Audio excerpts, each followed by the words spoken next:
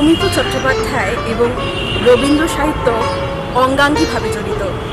তার পাঠ, তার আবৃত্তি যে কোনো মাধ্যমকেই সমৃদ্ধ করে।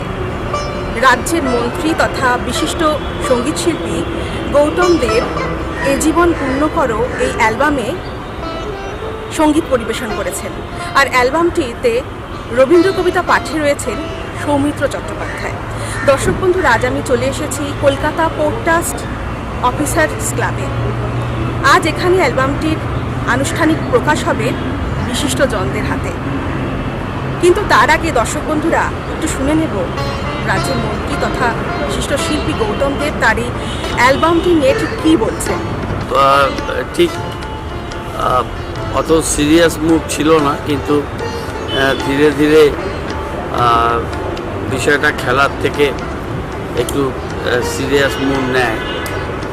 অনেক দিন ধরে প্রায় 1.5 বছরের একটা প্রচেষ্টা ছিল। মাঝখানে 8 মাস একটা লম্বা সময় কোভিডের জন্যে, লকডাউনের সময় আমি মূলত শিলিগুড়িতে থাকি, ওখান থেকে স্টুডিওতে আসা অসুবিধা ছিল। কিন্তু তারপর লকডাউন উঠে যাওয়ার পর ভরা কোভিড পিরিয়ডেও আমরা অনেক দিন স্টুডিওতে আসতে হয়েছে। ফাইনালি সেপ্টেম্বর মাসের শেষ রবিবার সৌমিত্র চট্টোপাধ্যায় উনি এসেছিলেন একদিন অল্প বৃষ্টি ভেজা সকালে, এবং 9টা রবীন্দ্র কবিতা উনি পাঠ করেছিলেন সেদিন টানা 1.5 ঘন্টার বেশি সময় ধরে। সেই কবিতা পাঠ এবং 7টি গান, এটা কোলাজ করা আছে গান এবং কবিতায়। এবং তারপর আমি নিজেও কোভিডে আক্রান্ত হই, প্রায় 1 মাস হসপিটালাইজ ছিলাম। সব মিলে একটা বাধা বিঘ্ন, এরকম একটা প্যান্ডামিক সিচুয়েশান, সব কিছুর মধ্যে দিয়ে আমাদের পথ চলতে হয়েছে। এবং আমি কোনো প্রাতিষ্ঠানিক শিল্পীও নই এবং পূর্ব অভিজ্ঞতাও ছিল না। মনের আনন্দে, মনের তৃপ্তির জন্য মাঝে মধ্যে কোনো একদিন হয়তো 2-1টা গান করার চেষ্টা করেছিলাম। সেটাকে নিয়ে একটা সংকলিত রূপ, সেটা অরিন্দবাবু উনি প্রচেষ্টাটা নিয়েছিলেন। এটা একটা করতে করতে একটা প্রয়াস নেওয়া হয়েছে, দেখা যায় সেটা মানুষের যদি কিছুটা কাছে পৌঁছানো যায় তাহলে সেটা প্রয়াসটা অনেকটা সফল হবে। আমরা কথা বলে নেব রাজ কল্যাণ রায়ের সঙ্গে। তিনি ইউডি সিরিজের কর্ণধার, আর ইউডি সিরিজ থেকে অ্যালবামটির আজ আনুষ্ঠানিক প্রকাশ। আমরা আজকে যেটা প্রকাশ করতে চলেছি, এই জীবন পূর্ণ করো, এটা একটা ব্যতিক্রমী অ্যালবাম। কেননা গান করেছেন আমাদের এখনকার ক্যাবিনেট মিনিস্ট্রি ফর ট্যুরিজম ডিপার্টমেন্টের গভর্নমেন্ট অফ ওয়েস্ট বেঙ্গলের শ্রী গৌতম দেব, এবং তার সঙ্গে রয়েছেন সৌমিত্র চট্টোপাধ্যায়। সৌমিত্র চট্টোপাধ্যায়কে নিয়ে তো আমার কিছু বলার নেই, হয়তো ওনার জীবনে এটাই শেষ রেকর্ডিং, কেননা তার কয়েকদিনের মধ্যেই উনি হসপিটালাইজড হন এবং তারপর তো উনি আমাদের ছেড়ে চলে যান। আর গৌতমবাবু এই ব্যস্ততার মধ্যেও কিন্তু মানে প্রচুর সময় দিয়েছেন। আমরা যখন যেভাবে আমরা স্টুডিওতে ডেকেছি উনি এসছেন, এই অ্যালবামটা করতে আমাদের প্রায় 18 মাস মতো সময় লেগেছে। এবং তারপরেও আমরা যখন ভিডিও শুটিংয়ে যাই, আমরা রাজ্যের বিভিন্ন জায়গায়, যেমন দার্জিলিং, ডুয়ার্স, শান্তিনিকেতন, সুন্দরবন, বিভিন্ন জায়গায় গিয়ে আমরা শ্যুট করি। একটা ডিভিডি অ্যালবাম, তো আশা করি আপনাদের ভালো লাগবে। কথা বলে নেব অনিন্দ্য মজুমদারের সঙ্গে, কারণ তিনি এই অ্যালবামটির সামগ্রিক পরিকল্পনা ও পরিচালনায় রয়েছেন। এটা শুধুমাত্র হঠাৎ পেয়ে যাওয়া ধরনের মতন ব্যাপার নয়। এর জন্য উনি প্রস্তুতি চালাচ্ছিলেন বহুদিন আগের থেকে। মানে প্রথাগত গান বাজনার জগতে উনি কখনোই ছিলেন না, কিন্তু আগ্রহ প্রচণ্ড ছিল এবং আমার মনে হয়েছিল যেন গানটা কয়েকটা গান ওনার কাছে থেকে যা চিরস্থায়ী। সেই ভাবনার থেকে যে আসে, আর সাথে অদ্ভুতভাবে যোগাযোগের মতন সে কথা আছে না, একদা কি করিয়া মিলন হলো তোকে, কি ছিল বিধাতার মনে। সৌমিত্রবাবুরও আবির্ভাব ঘটল এবং দুটো মিলে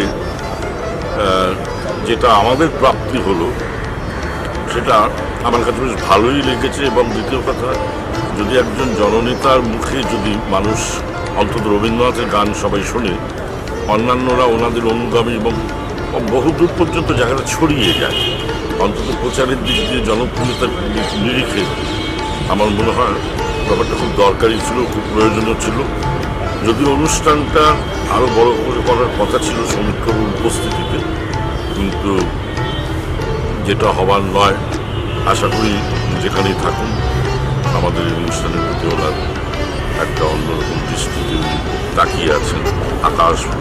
শুভ অপরাহ্ন। আমাদের আজকে এই খুব অন্তরঙ্গ সারস্বত সম্মেলন আমরা বলতে পারি। সারস্বত এই কারণে যা কিছুই সরস্বতী থেকে উদ্ভূত তার সবটাই সারস্বত, সেটা সাহিত্য, শিল্প, সঙ্গীত যাই হোক না কেন।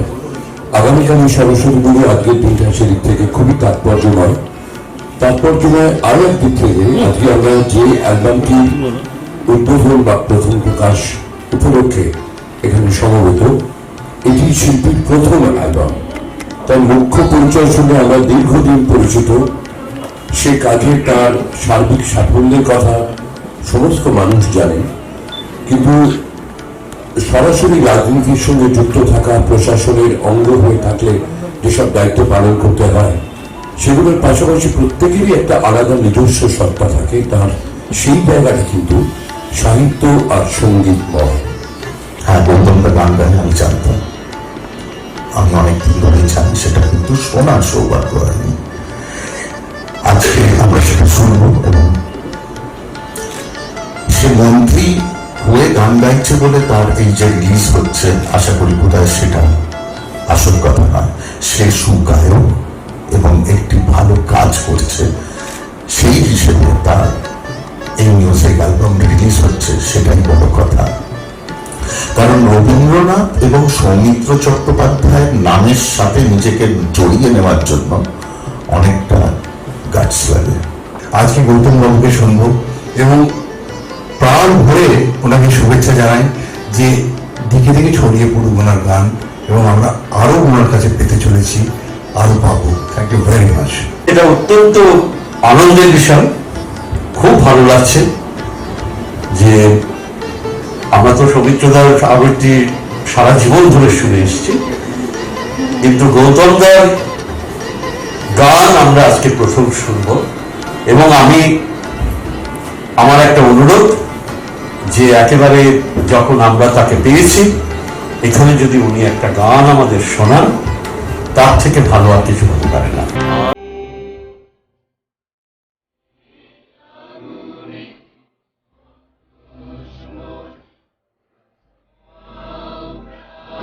এরকম নানা স্বাদের অনুষ্ঠান দেখতে হলে আপনারা অবশ্যই সাবস্ক্রাইব করবেন আড্ডা-জোনেট পিয়ালি ইউটিউব চ্যানেলটি। আমাদের সঙ্গে যোগাযোগ করতে চাইলে কিংবা কথা বলতে চাইলে অবশ্যই আমাদেরকে মেল করতে পারেন addazonpiali@gmail.com এই ঠিকানায়। এছাড়াও আমাদের ফলো করতে পারেন ফেসবুক পেজ, ইনস্টাগ্রাম, টুইটারে।